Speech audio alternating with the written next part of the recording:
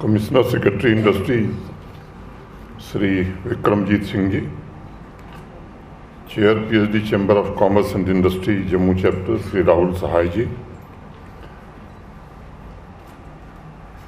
Shri DP Goyal ji, Shri Gaurav Gogia ji, कार्यक्रम में उपस्थित सभी इंटरप्रेन्योर्स, इनोवेटर्स, इंडस्ट्री के सभी प्रतिनिधि, इंटेलेक्चुअल प्रॉपर्टी राइट से जुड़े सभी स्टेक होल्डर्स, देवियों, सज्जनों और मित्रों, मुझे प्रसन्नता है कि वर्तमान आर्थिक जगत के महत्वपूर्ण विषय इंटेलेक्चुअल प्रॉपर्टी राइट्स आईपीआर पर 2 दिवसीय कॉन्क्लेव आईपी यात्रा का आयोजन आप सबने मिलकर किया है। मुझे विशेष रूप से इस बात की भी प्रसन्नता है कि आप सबने मिलकर इस आयोजन में एक technical session IP registration process को समर्पित किया है। मुझे उम्मीद है कि इस सेशन द्वारा एमएसएमईज, इन्वेंटर्स, इनोवेटर्स को सही तरीके से गाइड किया जा सकेगा, जिससे वह बौद्धिक संपदा को अपने विकास के महत्वपूर्ण इंस्ट्रूमेंट के रूप में इस्तेमाल करेंगे। इस यूनियन टेरिटरी के इंटेंजिबल एसेट्स को प्रोजेक्ट और प्रमोट करने की संस्कृति हमें विकसित करनी होगी, क्योंकि अथाह बौद्धिक संपदा होने के बावजूद मुझे लगता है कि आईपीआर को ट्रेड में कंपटीशन और व्यवसाय के विस्तार के लिए उस मात्रा तक हम इस्तेमाल नहीं कर सके जितना किया जाना चाहिए था। मैं समझता हूँ कमोबेश भारत में भी पूर्व के दिनों में इसके प्रति उदासीनता थी, लेकिन पिछले 8-9 वर्षों में सोच में बदलाव पूरे देश में आया है और निश्चित रूप से इसका श्रेय भारत के आदरणीय प्रधानमंत्री श्रीमान नरेंद्र मोदी जी को जाता है कि सोच में बदलाव लाकर रिसर्च, इनोवेशन और पेटेंट पर सुनियोजित तरीके से फोकस वे में एक अभियान चलाया गया है। मैं बार बार सोचता हूं कि जहां पूरी दुनिया अपनी बौद्धिक संपदा को अपने हित में इस्तेमाल कर रही थी, वहीं हम क्यों पीछे रह गए। इस सवाल का जवाब ढूंढने के दौरान कुछ पुराने दस्तावेजों को मैंने पलटने का काम किया। एक पुरानी घटना मैं आपसे शेयर करना चाहूँगा, मुझे लगता है जिससे हम सीख सकते हैं। प्रथम विश्व युद्ध के 1-1.5 साल के पश्चात यूरोप में रिकंस्ट्रक्शन एक्टिविटीज जोरों पर थी। उस स्थिति में आप सोचिए सबसे ज़्यादा किस चीज़ की डिमांड हो सकती थी। जाहिर सी बात है ब्रिक्स की, ईंटों की। और ब्रिटिश आर्मी ने उस समय ईंटों की मैन्युफैक्चरिंग का पेटेंट रजिस्टर करवा लिया था। उस समय की पेटेंट प्रोटेक्शन की जो फाइल थी उसमें बाकायदा लिखा हुआ है कि ब्रिटिश ऑफिस में 2 सैनिकों ने उसका रजिस्ट्रेशन किया है। ब्रिटिशर्स ने भारत में भी इंडियन मर्चेंडाइज एक्ट 1889 तथा इंडियन मर्चेंडाइज मार्क्स एक्ट 1891 के जरिए ये सुनिश्चित किया था कि सभी प्रोडक्ट्स का लाभ ब्रिटिश मैन्युफैक्चरर्स को मिले।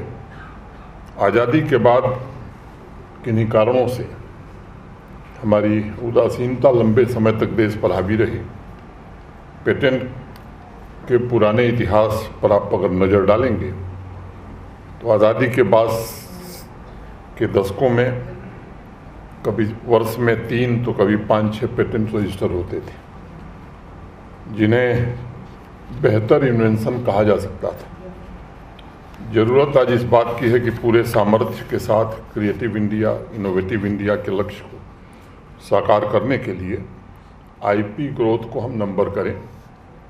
भारतवर्ष की नॉलेज इकॉनमी को दुनिया की सबसे प्रमुख इकॉनमी बनाने के संकल्प के साथ मिलकर के काम करें और बौद्धिक संपदा को उतना ही महत्व दें जितना हम टेंजिबल एसेट्स को देते हैं। थॉमस फ्रीडमैन का एक बड़ा स्टेटमेंट है, मुझे पसंद भी है। उन्होंने कभी लिखा था, in the world of ideas to name something is to own it. मैं समझता हूं कि माननीय प्रधानमंत्री जी के मार्गदर्शन में इसकी शुरुआत हो चुकी है। जहां 2013-14 में देश का कुल पेटेंट रजिस्ट्रेशन मात्र 4,277 था, वहीं इस फाइनेंशियल ईयर में यह संख्या बढ़कर के 41,000 पेटेंट रजिस्ट्रेशन के आंकड़े को पार कर चुकी है। आज अनेक इंटरनेशनल स्टडीज़ ने इस बात को साबित किया है कि ऐसी मीडियम और स्मॉल स्केल इंडस्ट्रीज जिनके पास स्वयं का IPR है और वो विशेष कैटेगरी में ऑपरेट कर रही हैं, उनका रेवेन्यू जनरेशन सामान्य कारोबार में जुटी कंपनियों से 20 से 30% ज़्यादा है और कुछ मामलों में वह अन्य समान स्वरूप वाली कंपनियों की तुलना में 50% से भी ज़्यादा रेवेन्यू जनरेट कर रही हैं। अनेक अध्ययनों ने, स्टडीज़ ने इस बात को प्रमाणित किया है कि छोटे छोटे देश जिन्होंने IP मैंने बौद्धिक संपदा पर विशेष ध्यान दिया, उनकी इकॉनमी निरंतर बेहतर होती गई। चाहे वो हंगरी हो, पोलैंड हो, इस्टोनिया, ऐसे देश बौद्धिक संपदा के विकास और प्रोटेक्शन की वजह से वहाँ की इकॉनमी को बहुत फ़ायदा मिला। जर्मनी, फ्रांस, इटली, नीदरलैंड जैसे देश IP रजिस्ट्रेशन में अन्य देशों से काफ़ी आगे निकल गए।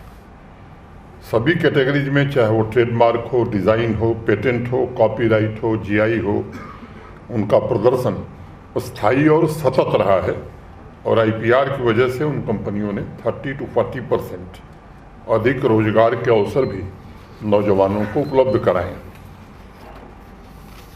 व्यक्तिगत रूप से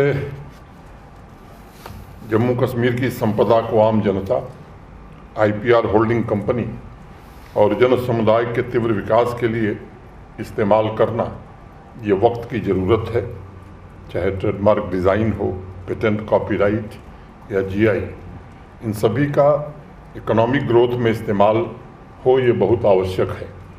इनोवेशन तथा बौद्धिक संपदा को प्रोटेक्ट किया जाए ताकि डायरेक्ट और इनडायरेक्ट दोनों तरह के लाभ रेवेन्यू जनरेशन में सहायक हो सके।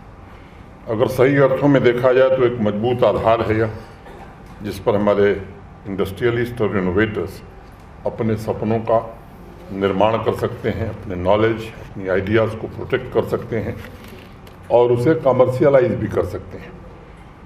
अभी कुछ दिनों पहले मैं एक अमेरिकन डिज़ाइन फर्म के CEO टॉम कैली की किताब पढ़ रहा था। उसमें उन्होंने लिखा है कि 2 दशक पहले तक सिलिकॉन वैली में इनोवेशन को लेकर इस कदर का उत्साह नहीं था, लेकिन कुछ कुछ पाथ ब्रेकिंग इनोवेशन हो रहे थे। उनकी जिज्ञासा बढ़ी कि जो कंपनी कुछ नया इनोवेट कर रही है उससे फ़ायदा क्या हो रहा है। टॉम कैली ने एक रिसर्च फर्म को हायर किया और उनकी स्टडी का ये निष्कर्ष था कि 4 बड़े फायदे थे। पहला, कंपनी की कैपेसिटी में वृद्धि हुई। दूसरा, रिसोर्स में वृद्धि हुई। तीसरा, ग्रोथ के स्पीड में वृद्धि हुई। और चौथा, स्पेशल एक्सपर्टीज़, जिससे वो अन्य कंपनी के मुकाबले बेहतर रेवेन्यू जनरेट कर सकें, इसमें भी वृद्धि हुई। जम्मू कश्मीर में भी स्वाभाविक रूप से इस तरह के अप्रोच के दूरगामी परिणाम होंगे और इसलिए मैं आभारी हूँ आयोजकों का। अभी जम्मू कश्मीर प्रशासन के इंडस्ट्री सेक्रेटरी ने अपनी प्रतिबद्धता को आपके समक्ष दोहराया है। स्वाभाविक रूप से इनोवेशन को बढ़ावा देकर आर्थिक व्यवस्था का काया पलट किया जा सकता है। इसलिए IP को मैं किसी सामान्य रजिस्ट्रेशन प्रक्रिया के तौर पर नहीं, बल्कि मैं समझता हूं कि यह यूनियन टेरिटरी की प्रगति के लिए एक कैटलिस्ट, उत्प्रेरक, अर्थव्यवस्था के नवनिर्माण का सहयोगी इंस्ट्रूमेंट और नॉलेज इकॉनमी का संरक्षक है। कुछ वर्षों में नेशनल स्टैंडर्ड के मुताबिक क्वालिटी रिसर्च और डेवलपमेंट को प्रमोट करने के लिए एक फ्रेमवर्क तैयार किया गया है और इनोवेशन से लेकर रजिस्ट्रेशन और कमर्शियलाइजेशन के लिए सभी स्टेक होल्डर्स के साथ इंगेजमेंट को सशक्त बनाया जा रहा है। आज इंडस्ट्रीज तथा एकेडमिया के बीच संबंध भी पहले की तुलना में मजबूत हो रहे हैं और इनोवेशन इकोसिस्टम से जुड़कर एंटरप्रेन्योर्स बौद्धिक संपदा के मैक्सिमम कमर्शियलाइजेशन के लक्ष्य के साथ काम भी करने लगे हैं। इस वर्ष जनवरी में geographical indication, intellectual property rights के एक्सपर्ट्स, आईपी प्रोफेशनल्स, एकेडमिक्स की जानी मानी हस्तियों के साथ इस पर एक चर्चा भी हुई थी। आईपी प्रोटेक्शन के लिए लीगल फ्रेमवर्क भी तैयार करने की प्रक्रिया अपनाई गई है और मैं कहना चाहता हूं कि इनोवेशन को आर्थिक सामाजिक प्रगति का महत्वपूर्ण माध्यम बनाने के लिए जम्मू कश्मीर प्रशासन प्रतिबद्ध है। हैंडलूम तथा हैंडीक्राफ्ट सेक्टर में जम्मू कश्मीर के 10 तथा एग्रीकल्चर और अलाइड हार्टिकल्चर के 5 प्रोडक्ट्स को जीआई टैग अब तक प्राप्त हो चुका है। कई पाइपलाइन में है जिसके परिणाम जल्द हमें प्राप्त होंगे। आप जैसा जानते हैं, जीआई टैग को सामूहिक एक अधिकार कलेक्टिव मोनोपोली राइट के नाम से भी जाना जाता है, जो पूरी कम्युनिटी के सामाजिक आर्थिक विकास के साथ यूटी अथवा स्टेट के इकोनॉमिक ग्रोथ का भी सशक्त माध्यम है। मैं इसे साझी विरासत भी मानता हूँ, जिसका उद्देश्य अर्थव्यवस्था के साथ साथ संस्कृति को भी प्रमोट करना है। मुझे इस बात की खुशी है कि आज सभी स्टेक होल्डर्स मिलकर न सिर्फ आईपी रजिस्ट्रेशन और उनके प्रोटेक्शन के लिए प्रयास कर रहे हैं, बल्कि product strategy, communication strategy, pricing strategy और डिस्ट्रीब्यूशन स्ट्रेटजी पर भी विचार विमर्श करके एक नए रास्ते की खोज में जुटे हैं। अगर एमएसएमई में रिसर्च और डेवलपमेंट के बजट को देखा जाए तो पिछले कुछ वर्षों में हमारे देश में उल्लेखनीय वृद्धि हुई है। कोविड के दौरान तथा उसके बाद के मार्केट सर्वे की रिपोर्ट के मुताबिक रिसर्च एंड डेवलपमेंट के बजट का वार्षिक ग्रोथ रेट करीब 3.3% है। आज जिस प्रकार डिसरप्टिव टेक्नोलॉजिकल एडवांसमेंट हो रहा है, उसे ध्यान में रखते हुए यह आवश्यक हो गया है कि परिवर्तन तथा ग्लोबल कनेक्टिविटी के इस नए युग में आईपी अधिकारों को संरक्षित किया जाए और इस प्रकार के आयोजनों को और बढ़ावा दिया जाए। कुछ समय पहले आईपी राइट्स के संरक्षण पर एक्सपर्ट्स से कभी बातचीत का अवसर मिला तो मेरे ध्यान में बात आई कि किस प्रकार उनसे मैंने चर्चा की थी, किस प्रकार स्विट्जरलैंड की परफ्यूम कंपनी बुल्गारी ने दार्जिलिंग ट्री फ्रेगरेंस के नाम से परफ्यूम निकाला था और भारत को उस पर एकाधिकार के लिए एक लंबी कानूनी लड़ाई लड़नी पड़ी थी। अपनी बौद्धिक संपदा को संरक्षित रखना ये हमारी सामूहिक जिम्मेदारी है और इसलिए आज आईपी राइट्स कार्यक्रम को मजबूत करने की आवश्यकता अधिक प्रतीत हो रही है, क्योंकि इसके माध्यम से हम अर्थव्यवस्था और आम लोगों के लिए पर्याप्त अवसर उपलब्ध करा सकते हैं। आज लगभग सभी यूनिवर्सिटीज इस दिशा में काम करना शुरू की हैं। इनोवेशन को प्रमोट करके बौद्धिक संपदा को संरक्षित करने तथा जम्मू कश्मीर को स्टार्टअप्स के महत्वपूर्ण केंद्र के रूप में विकसित करने का भी प्रयास प्रारंभ हुआ है। मैं आप में से कुछ जो स्टूडेंट्स बैठे हैं, अभी पिछले दिनों जम्मू यूनिवर्सिटी ने एक स्टार्टअप यात्रा शुरू की थी। आप में से कुछ लोग वहाँ थे, मैं चेहरों को देख रहा हूँ। उन्होंने भी एक 500 नए स्टार्टअप्स का लक्ष्य रखा है। इसी तरह Islamic university of science and technology ने नए इनोवेशन के रजिस्ट्रेशन के साथ साथ उनके ऑपरेशन हैंड होल्डिंग के लिए तेज़ी से काम करना शुरू किया है, जिससे जम्मू कश्मीर में मैं कह सकता हूँ कि इनोवेशन की संस्कृति विकसित हो रही है। इंडस्ट्री से सहयोग भी मिल रहा है। मुझे प्रसन्नता है कि PhD chamber of commerce and industry, office of development commissioner, MSME तथा सूक्ष्म लघु और मध्यम उद्योग मंत्रालय के सहयोग से जम्मू कश्मीर यूनियन टेरिटरी में आईपी फैसिलिटेशन सेंटर की भी स्थापना की गई है। मैं इसके लिए बधाई देता हूं, जिससे स्थानीय एंटरप्रेन्योर्स, एमएसएमईज तथा स्टार्टअप्स की हैंड होल्डिंग की जा सकेगी तथा आईपी राइट्स के रजिस्ट्रेशन में उन्हें पर्याप्त सहायता भी मिल सकेगी। मुझे विश्वास है कि इस तरह के कार्यक्रम सभी स्टेक होल्डर्स को अन्य यूनिक उत्पादों की पहचान और उनके रजिस्ट्रेशन की प्रक्रिया को नई गति जरूर प्रदान करेंगे। जीआई प्रोडक्ट्स की संख्या में भी वृद्धि होगी तथा अर्थव्यवस्था को बौद्धिक संपदा का सशक्त आधार सुनिश्चित किया जा सकेगा।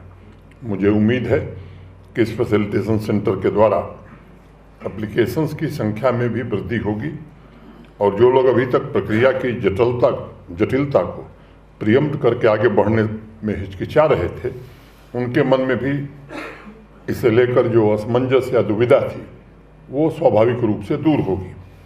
अमृत कालखंड विकसित भारत के लक्ष्य को साकार करने के लिए हम सभी का कर्तव्य काल भी है। हमें विकसित भारत के निर्माण की सोच के साथ आगे बढ़ना है। Industry, agriculture, allied sector, handicraft, handloom को आत्मनिर्भरता की पहचान बनाना ये आवश्यक है। आने वाला भविष्य हमारी प्रगति की स्पीड और स्केल को नई ऊंचाई दे, ऐसी मैं ईश्वर से प्रार्थना करता हूँ। मुझे उम्मीद है कि यह कॉन्क्लेव एक सुविचारित रणनीतिक सोच को जन्म देगा। भारत की बौद्धिक संपदा को वैश्विक पटल पर पुनर्स्थापित करने में हमें सफलता मिलेगी और जम्मू कश्मीर का भी इसमें प्रमुख योगदान होगा। मैं इस कॉन्क्लेव की सफलता की कामना करता हूं और आप सबके प्रयासों के लिए हृदयपूर्वक आप सबके प्रति कृतज्ञता ज्ञापित करता हूं। बहुत बहुत धन्यवाद। जय हिंद।